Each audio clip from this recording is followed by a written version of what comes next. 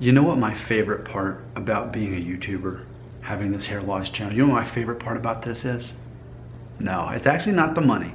I very much appreciate the money, and that's the main motivator. I made $216. I got my check last week. So for the month preceding this one, I made $216, and that's not counting my other channel as well. And that amount of money typically grows each month. So it's nice to have passive income for something I enjoy doing. Because that's the thing, I honestly enjoy making these videos. But what's the most enjoyable part? It's not simply knowing that I am helping people, because people will leave comments telling me that I'm helping them, and that's so rewarding. But that's not in itself isn't even the main reward for me. The main reward is just being able to build relationships with people across the world who are somewhere on the hair loss journey. And that we, even if we have nothing else in common, at least we can have some common ground as we talk about hair loss. Even if we don't even agree with the same views, we still have common ground there, and we're having ongoing conversations. And I just want to share this comment because I think it really embraces what I want this channel to be all about. So on a video I made called Got Hair Loss Fears?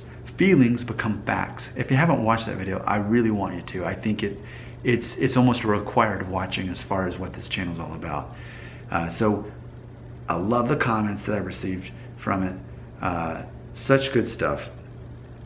And so here we go. I want to read specifically, out of all the greatness, I want to look at this one from Andrew Moss, who's been very involved in my channel. It's a long comment, but I want to read it. I think it's so important. Here's what he said, quote, "I like Nick's videos because they get me thinking about different aspects of hair loss, but unfortunately they don't stop me worrying about it. I've said in some of Mr. Shell's videos that I do use finasteride and minoxidil, and I want to get a hair transplant. Nick's never been dogmatic towards us. I remember him saying that it is down to us to choose a path. There are plenty of things I do not have in common with Mr. Shell. He is a Christian, I'm not. I'm an agnostic atheist. He's a vegan, I'm not. He believes only in natural products and is against big pharma. I'm not. He's willing to embrace baldness if he loses his hair enough. I'm not. So there are plenty of differences in our opinions, but we do both believe that the choice should lie with the individual.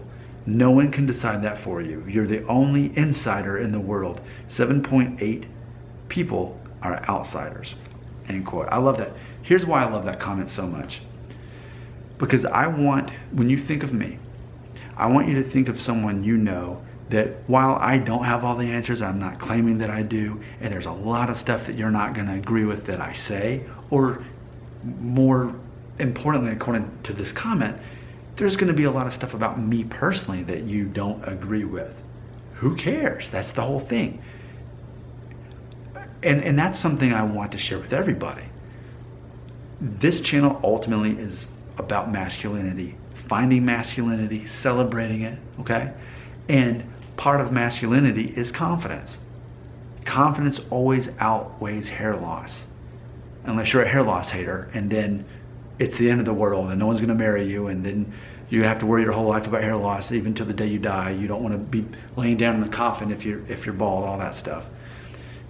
But anything you believe about hair loss is true in your own mind. There we go. But what I love is that I can have someone who lives a different lifestyle than me, doesn't believe most of what I believe, and we can say, who cares? Because that's the thing, something about a confident man is not worried that other people agree or don't agree with them. It's that simple. One of the easiest ways to find a man who is not confident in himself is that he gets upset when people don't believe what he believes.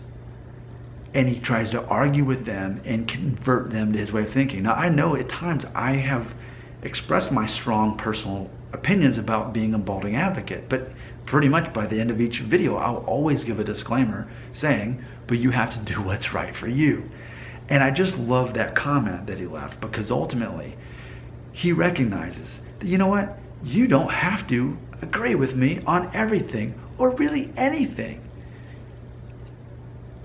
And it's funny how cut and dry people are about stuff. I've had people who are watching my videos for months, and then I say one thing in one video that I made, and then they'll leave a comment. That's the stupidest thing. That's so wrong. I can't believe you said that. I'm unsubscribing.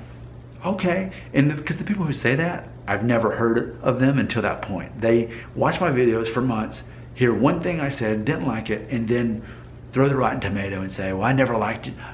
I never really liked you anyway, but I definitely don't like you now. Okay. I have zero expectations that anyone out there watching my videos agrees with what I have to say 100% or matches up to my lifestyle 100%. And even if that did exist, I'm not going to like you anymore. How about that? So, I've said this for years now. I've said it from the very beginning. Okay? So just so we're clear, you can be atheist, gay, the biggest carnivore anyone's ever heard of, completely be against shaving your head and only believe in hair transplants and Rogaine, right? You can speak Finnish and not even speak English. You can be so far removed from what I believe and how I am. And you know what? You know what I would do if I saw you in person? Right here. See that shake? That was like me patting the back of you because I was hugging you. Because I accept you as you are. Now granted, I'm going to challenge you at times, but I'm never going to expect you to change your beliefs because of something I said. And I love that. So that's why I love this comment so much, because it's a reflection of someone who is confident enough to realize, hey, I don't have to agree with everyone, and everyone doesn't have to agree with me. But if I can find some common ground with people, then that's all that matters. And see, that's life advice for everyone about anything. Forget about hair loss, whatever it is. When you can realize it's not about buying into the world system of letting everyone be divided. Instead of asking how are we different, we ask how are we alike? You know, and for me as an individual human being beyond hair loss, that's something I take pride in myself as an individual, because I'm always, what I do, you know, there was that video about me being competent, right? And this is one of the ways that I'm competent. I'm always looking at society thinking, how does society divide themselves up? How do they divide themselves? And how do I make sure that I'm not on one of those sides? Okay, so here in America, it's all about you're either Republican or you're Democrat, and then you think that the other side is stupid and greedy and immoral. Okay, I'm neither. I'm not a Republican and I'm not a Democrat, right? Even when it comes to religion, okay? Yeah, all right. I'm undeniably a Christian guy. But do you think I'm going to cast judgment on someone who's not in that you're an immoral person because you don't believe in God? You're an immoral person because you worship the wrong God. Hey, that's up to you. You know, if you don't believe what I believe about religion, you don't believe that we're all born sinners and need to be saved and that only through Christ we can be saved. If you think that's all fantasy, okay, that's your choice. I can't change your mind. You know, but I'm fascinated by morality. I think it's so interesting. And I made a video on my other channel, Family Friendly Daddy Blog, recently, asking the question, aside from the law and aside from religion, how can you know what an immoral person looks like?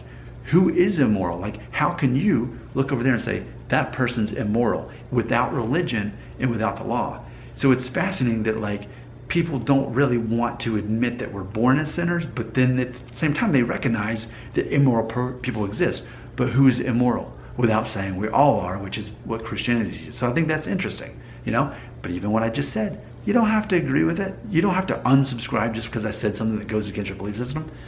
I'm not telling you to believe what I just said. But I think that's what people do. They think if you're religious or you're not religious, you have to be one or the other, and then you have to think that the other side is stupid. No. Not at all. So, thank you for that comment. It's all about us respecting each other enough, despite our difference of beliefs, because ultimately that is a reflection of our own confidence, which also serves as a reflection of what masculinity is. It takes masculinity to not assume that the other person needs to be just like me before I can like them and they can be my friend. Thank you for your wisdom. Embrace brainwash.